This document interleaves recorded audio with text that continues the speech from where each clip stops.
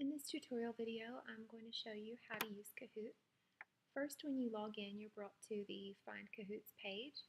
You can use the search bar to search based on any keyword or words that you have, or you can take a look at some of the most popular ones that are here. You can also use the menu on the left-hand side of the screen to search by subject area.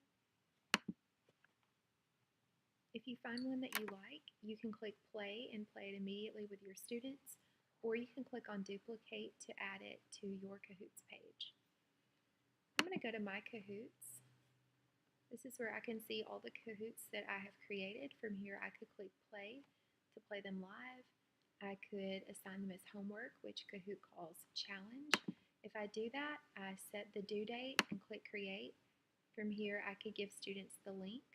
I could just give them the pin, and then that way it would be really easy for them to use their phones or tablets to get on the Kahoot app and just enter in that code.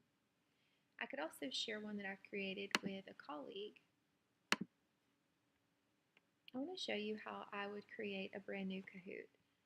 Click New K, and you have 4 choices of Kahoot types. The traditional quiz, which is multiple choice. The jumble, where students put answers in an order, such as if they were answering with numbers from least to greatest, or ordering presidents from past to present. Also, there's a discussion Kahoot and a survey Kahoot. The multiple choice quiz is the one that I use the most, so I'm going to demonstrate how to create one of those. Give it a title and a description. They like for you to use hashtags in the description because those are searchable.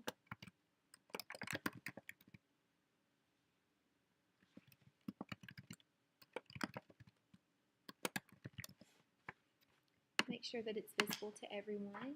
Set your language and your audience. I also like to include an intro video.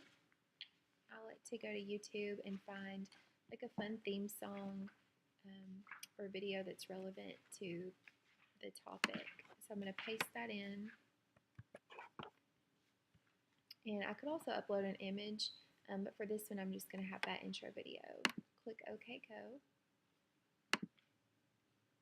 And now from here you can add your questions.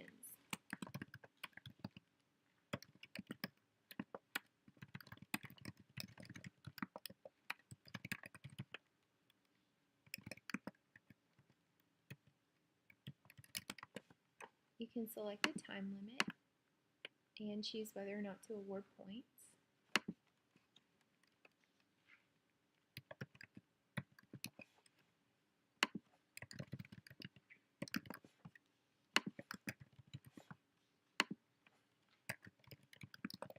And make sure that you do select the correct answer.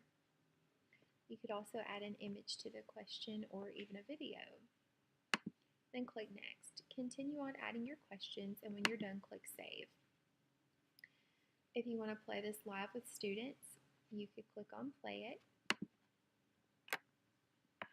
If each student has their own device, you could play with the classic mode, but if students are going to be working in teams, choose the team mode.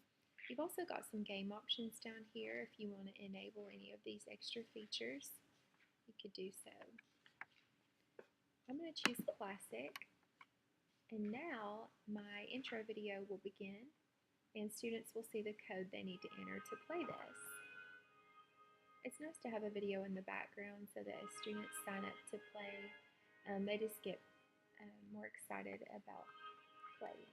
Once all the students have joined, their names will appear here, and then you would be able to click Start. I'm going to X off of here though and show you what I would do if I created this and then wanted to log in another day and play it. I would go to My Kahoots, which is the screen I'm on, and from here I could select Play, Challenge to assign it as homework, or Share to share it with colleagues.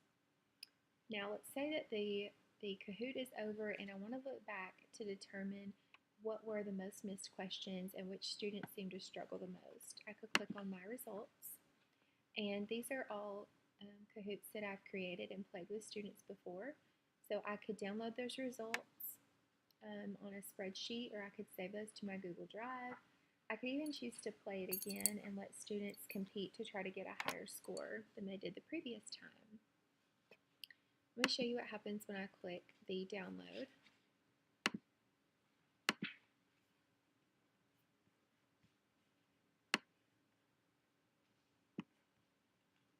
You can see now I have an Excel spreadsheet with all of my students' results, and I can look at the final scores, the question summaries, and each question to see how each student did. That's a nice feature.